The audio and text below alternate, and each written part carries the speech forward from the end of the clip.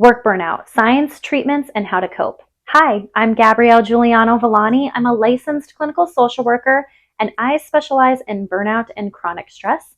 So let's go over work burnout. Burnout at work, or job burnout, or occupational burnout, is a state of chronic stress and exhaustion that leads to feeling of disconnectedness and ineffectiveness at work. Mental health in the workplace is a huge concern for many, especially over the past couple of years. And work burnout can be caused by the demands of the job, but it can also be influenced by factors outside of the job, like caregiving or other personal. This can be caused by demands at work or other factors like caregiving or even working from home. A person experiencing work burnout may feel irritable, apathetic, tired, grumpy, or numb and disconnected. They may be uncharacteristically easily annoyed, difficult to communicate with, or unfocused. Symptoms and signs of burnout at work can include overworking or underworking, cynicism, depression, anxiety, emotional exhaustion, physical exhaustion, insomnia, being irritable or overly emotional with coworkers, physical symptoms such as weight gain or headaches, increased substance use.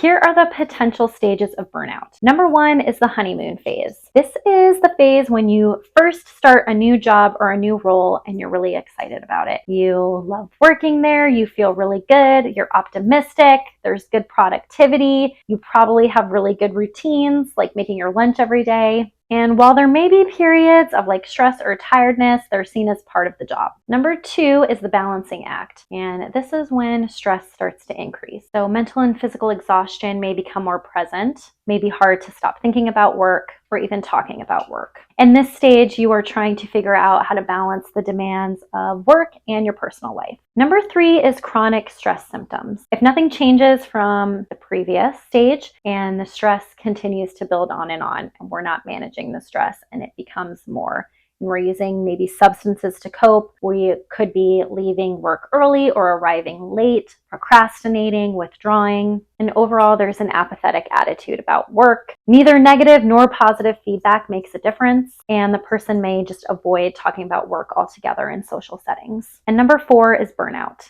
At this stage, somebody will notice that their routine at work and at home is starting to suffer. They're probably finding it difficult to function both at home and at work. They might start to feel numb and conflicted about the job and how they can manage it. Overeating and alcohol use are really likely to occur in this stage as well, and family members will also start to notice and comment on the work stress and the burnout. Physical symptoms are also really common in this stage, like chronic headaches, GI stress, and frequent illness. Number 5 is enmeshment. This is habitual burnout. In this stage, it becomes impossible to distinguish the before and the after of feeling this way. It becomes more like a physical illness or a mental illness, and it is chronic. At this stage, physical burnout can even lead to severe physical symptoms like hospitalization, and it is a chronic defeated emotional state of fatigue, stress, and sadness. Avoiding burnout at work can be difficult, especially for people with certain personality types, like people who are perfectionists or feel like they always need to be in control. But even before it begins, it is important to recognize the symptoms and learn how to deal with feeling overwhelmed and incorporate good stress management into your daily routine. Here are 6 tips for dealing with work burnout. Number 1, set your intention each day. Setting an intention can be motivating,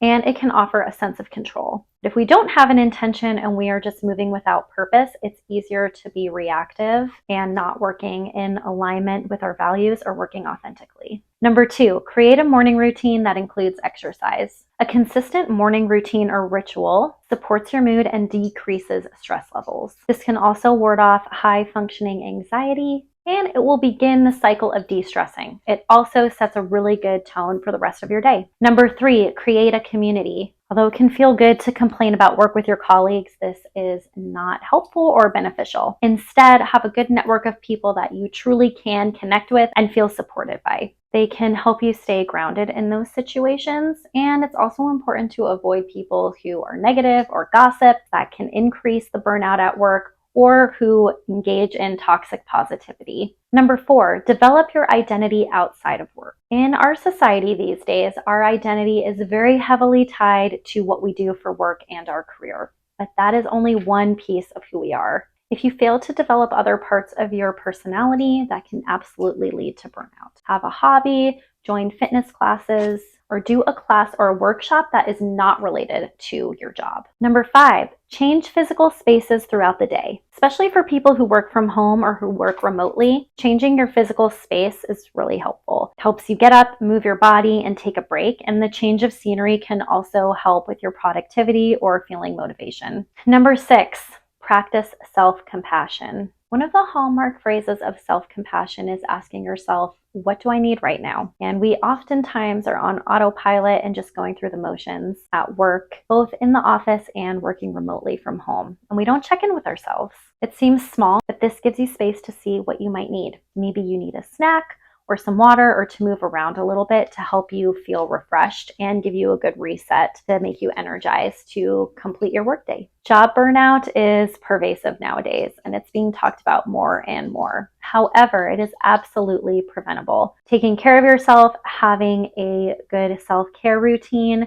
practicing self-compassion, and working in alignment with your goals and values are just a couple ways to prevent burnout. If you find that you are having a lot of negative self-talk, or symptoms of depression, or even just struggling to manage your work stress, then reach out to your support network or even a professional therapist or counselor who can give you the tools to help you prevent and work through burnout.